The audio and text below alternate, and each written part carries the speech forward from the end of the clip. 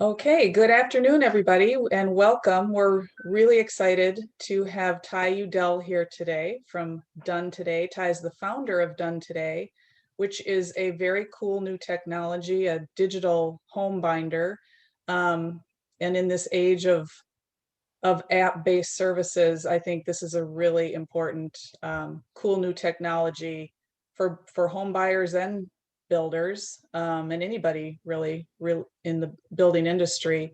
Um, and Ty is a Generation Y millennial, so he has extensive experience with mobile engagement strategies, and I think he brings a pretty unique understanding of what is expected from the Gen X and Gen Y um, folks who expect these type of app-based services. So without further ado, I'm going to turn it over to Ty and let him tell you about Done Today.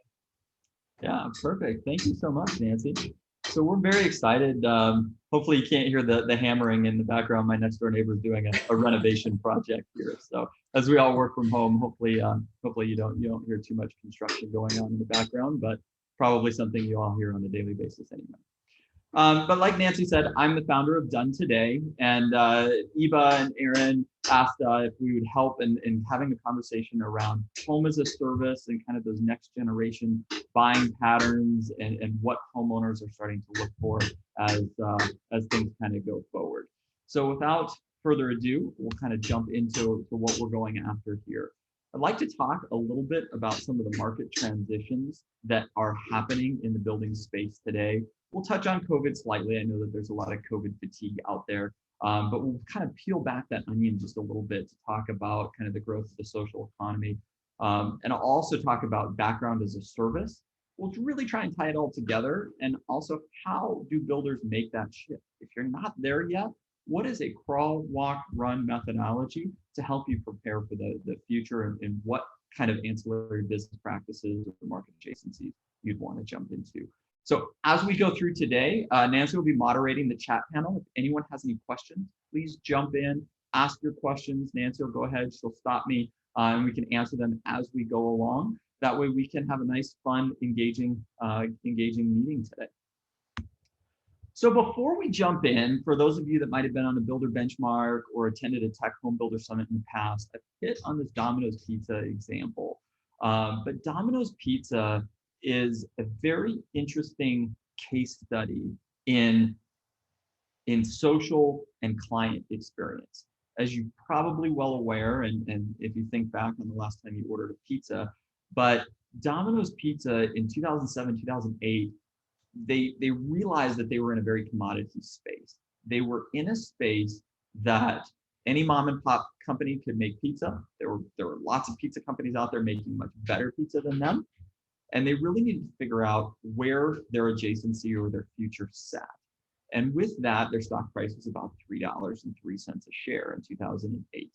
They really had two major problems. One, their pizza quality was not on par with their competitors. And two, the landscape of the client or the families that were buying pizza was changing. It was right at the time that the iPhone came out. And engagement, online presence, and that social economy really started to play into the picture. So they decided to make a market pivot, and they pivoted to client experience. One, they figured out, and they addressed the market and said, we need to change our pizza and make better pizza. But two, they moved to online ordering. They created a mobile app. They went to text and Amazon Alexa ordering. They went to Facebook ordering. They created a pizza delivery vehicle, and just as of a couple of weeks ago, have launched a partnership around autonomous delivery. So you hear about Amazon Prime delivery and drone delivery. Pizza, they are trying to pioneer that in the pizza space. As you can see here, their stock price is over $400 a share. They hit the nail on the head and transformed themselves into a top 5 retailer in the world by doing it.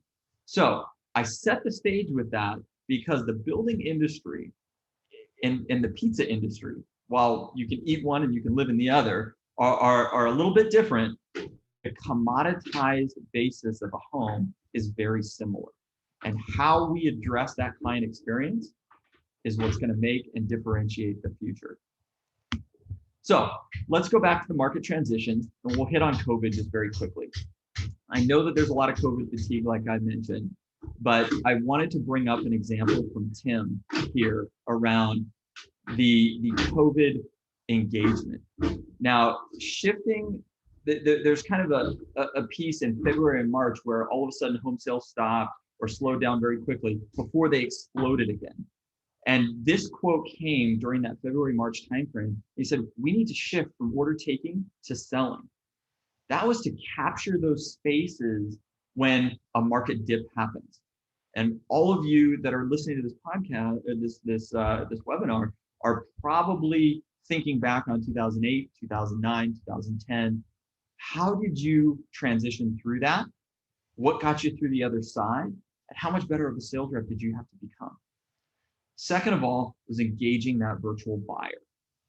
That really kind of happened overnight in the March, April into May timeframe. A couple companies that really helped transition that. If you've worked with Enter Now, they're fantastic around the ability of doing self-guided tours, and Matterport around that 3D touring, whether it's through Zillow, your listings, but being able to take those virtual touring. So when you look at those two in that transitionary period, they were pretty influential in that.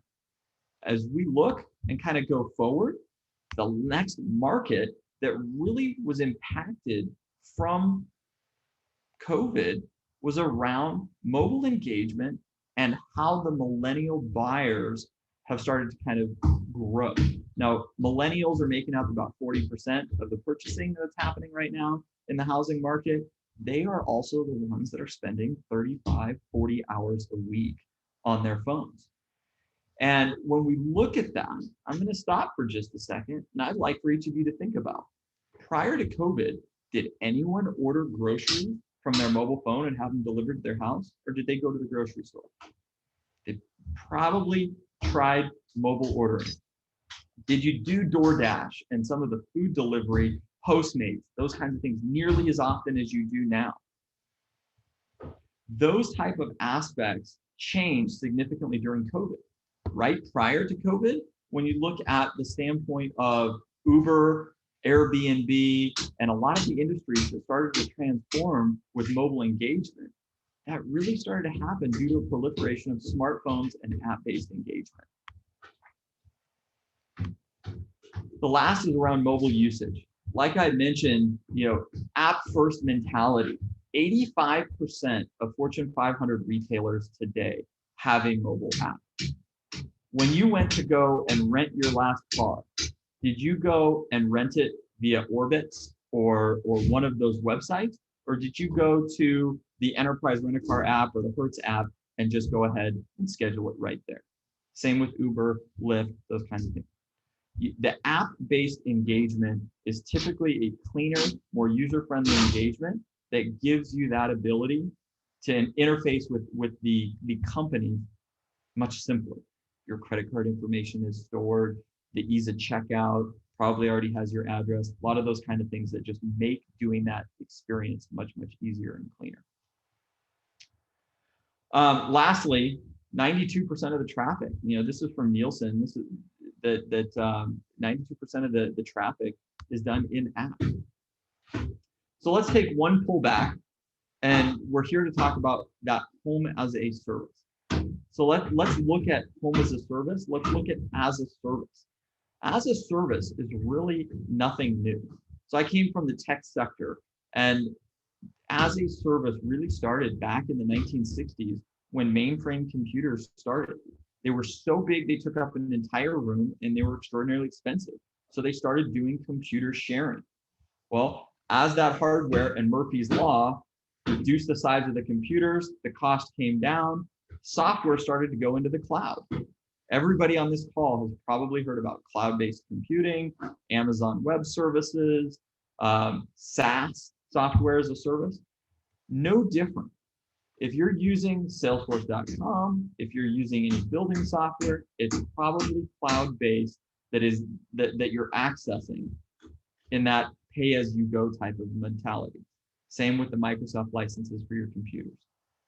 But 93% of the C-suite executives are adopting cloud-based services today. So where I really kind of draw this closeness is from 2008 to 2021, 25% growth in cloud-based software or as a service models. And another 11% is projected by 2023. So when we wrap that back in, I'm going to use another example. I'm going to go to the rental car industry. Rental cars as a service from your home.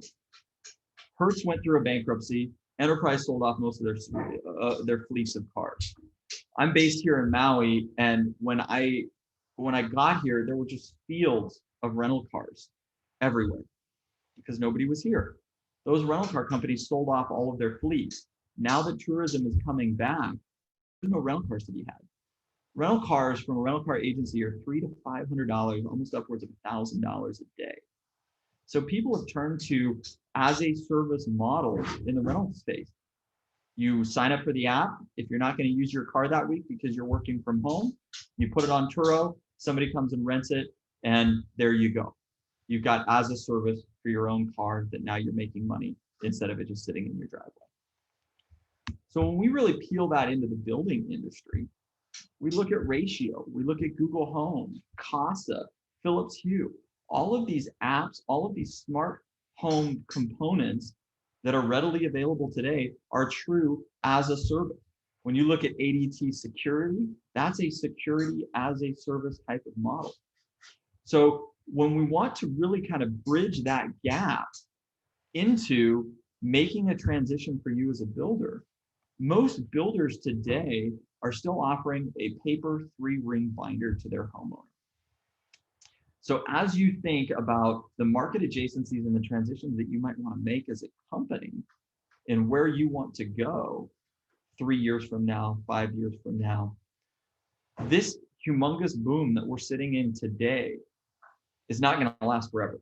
There was an old adage, whether it's really good or really bad, it doesn't last for very long.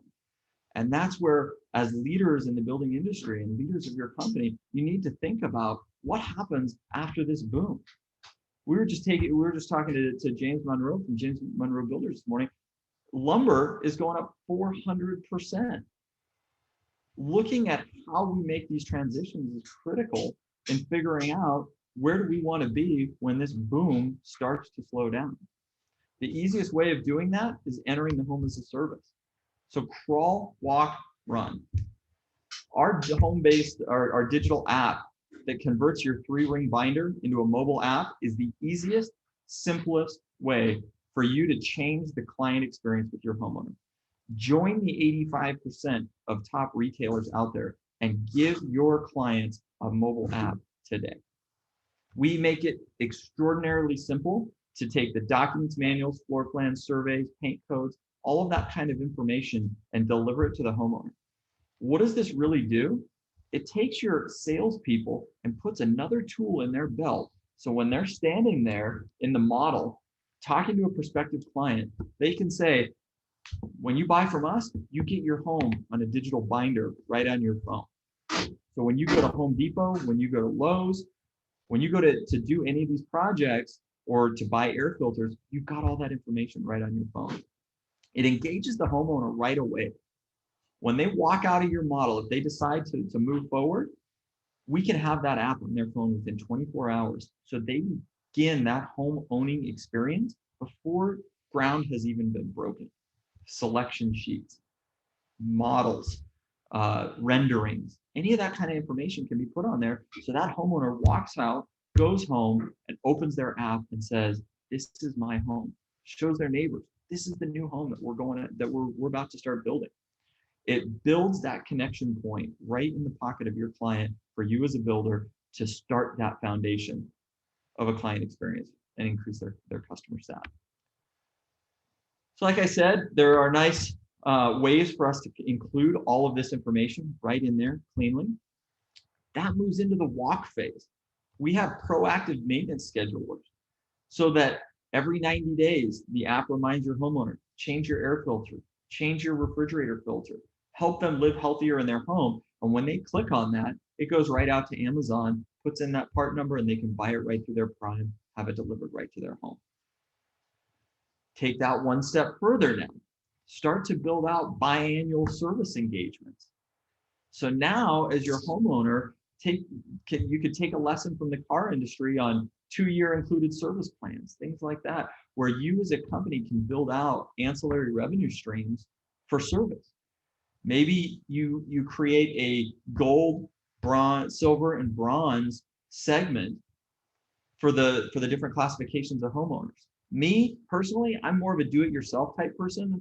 I hung 2 ceiling fans in the house yesterday. I'm not looking for a round of applause here. They were just ceiling fans.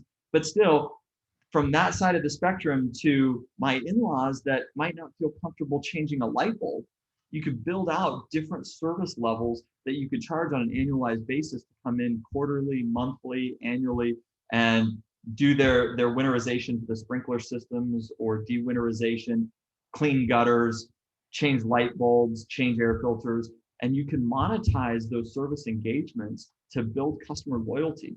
So when anything happens inside that home, they immediately look to you as the builder as that trusted source to go to, instead of looking to go to Angie's List or a handyman or somebody else to do that kind of work. They can come back to you because that's who they want to spend their money with, and that's who they trust. Then, if you really wanted to move down the path of it, you could look toward building out ancillary services. So in the case of COVID, when everybody started to work from home, attic renovations to home offices or other home projects that need to be done, additions, renovations, you could really start to build out a secondary source of revenue or services that you can offer to your clients. You could even use that data to start to look at, do we build ecosystem and support the local companies that work with us? Landscape companies, cleaners, driveway cleaning, any of those kinds of things that could bring revenue or do a revenue share model back to you? Or do you look at it from a builder standpoint and say, should we build out a cleaning arm that offers cleaning every 2 weeks to our homeowners and do that as a reoccurring service fee that goes along, that now you build in monthly reoccurring revenue for your company? So again, crawl, walk, run. It all starts with an app to get engaged with your homeowner, and then you build incrementally so that over the next year, 2 years, 3 years, you capture the market adjacencies and that mobile switch that has been turned on by COVID and in the years prior. Ultimately, for the bottom line, what does that mean? Deliver an application to your homeowner, charge for it, and make profit. Combat against the lumber price increases by making profit off entering the digital realm. Sell better, sell faster, enable your sales team, and make profit while doing it. If you integrate with mortgage companies and insurance partners, you might be able to find additional revenue streams there. But building out this ecosystem that gives the homeowner all of the tools for them to buy their home, live in their home, and sell their home more effectively can help you get repeat buyers when they go to buy their second home, third home, that kind of thing. So ultimately, very quick hit on our white glove service. We offer full sales rep training. So we don't want to disrupt your business processes in the slightest. We want to enable your sales team to have that tool to differentiate you from your competitors so that you get every sale that your sales rep wants to go for or can go for. We'll put that app on their phone. We'll get your model home entered in on their phone so that they can share it right with the client as they're standing there. We do all data entry, so there's no additional steps necessary for you as a builder. And we can begin that home ownership experience within 24 hours of you going under contract with your homeowner. We can have the app on the homeowner's phone. We can start loading the data. They can start seeing their home built out in their pocket and developing that relationship with you as the builder. We want to help take you from this to this, right? Paper to app. Our action and our call to action for you as a builder is to email us, Ty, T-Y, at donetoday, DUNTODAY.com. And our commitment to EBA and all of the EBA members, we will put one of your homes on the app on your phone for free.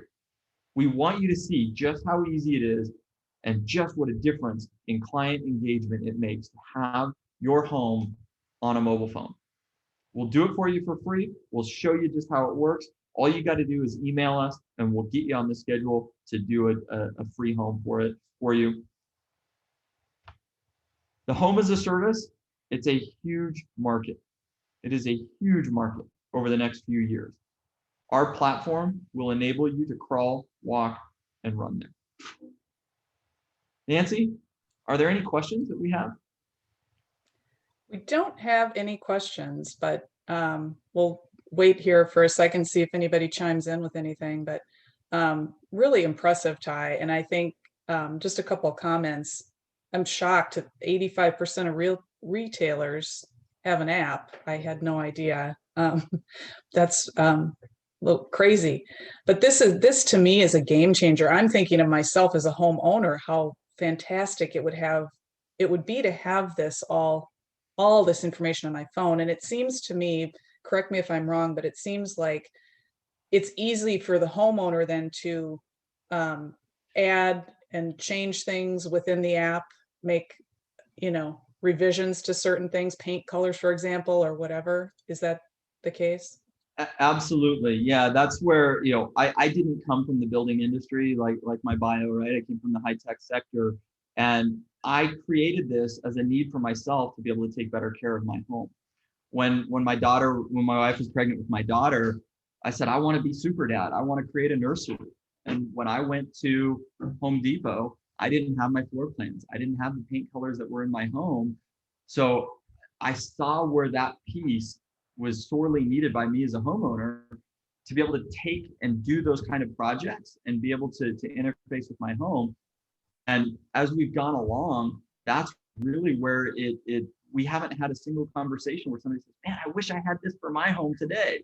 So that's where we really hope that we can solve that need for the builder to deliver their binder and for the homeowner to live in their home. We've had homeowners that have actually put their cars in here so that they can remind them to change their oil on their cars because their life just gets busy. We've had my wife, we bought an external vacuum. It's not a central vac, but it had filters in it. And in living healthier in our home, I wanted to make sure that the filters in our vacuum were changed in a timely fashion. So we put that in there. So yeah, back to your point, you can add paint colors, delete paint colors. You can add appliances and components. If you get a coffee maker or anything else, you could throw that in there as well. Yeah. That's awesome. Great. And then I guess I do have a question. Let's see. Is there a plan to broaden this out for existing homes and landlords or realtors for new buyers?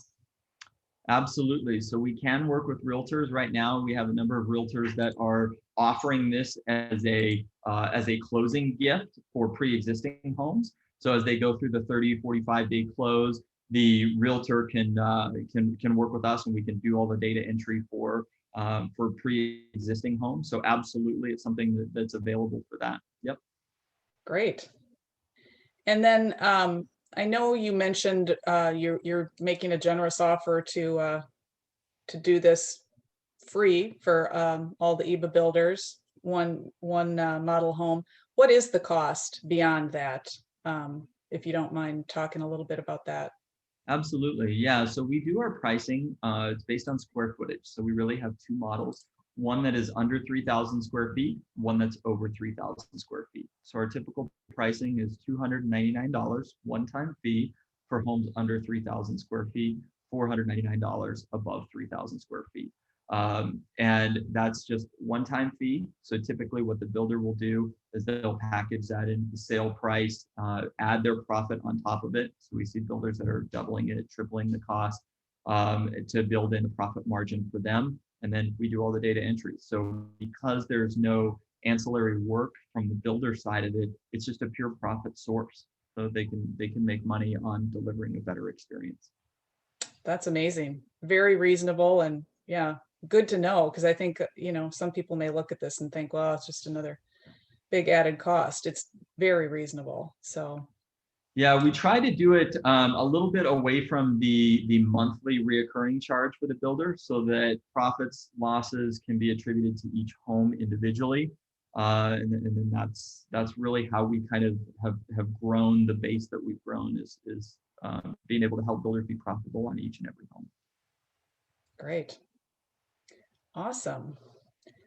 Well, we don't have any more questions. So again, this has been recorded. We'll upload the recording to the EBA Academy. So if you want to share it with others, or go back and review it. Again, if anybody has any questions, Ty, I know, is happy to answer them. And thank you very much, Ty. It's really awesome presentation, and I'm excited about this. I certainly hope more builders will take advantage of it. We do too. Yep. Email us, ty@donetoday.com, to get your free home on there and have it on your phone. Thanks so much, Nancy. Thanks, Thank Eva. you. And thanks to all the EVA members for listening in. Thanks, Ty. Take care. All righty. Bye-bye. Bye-bye.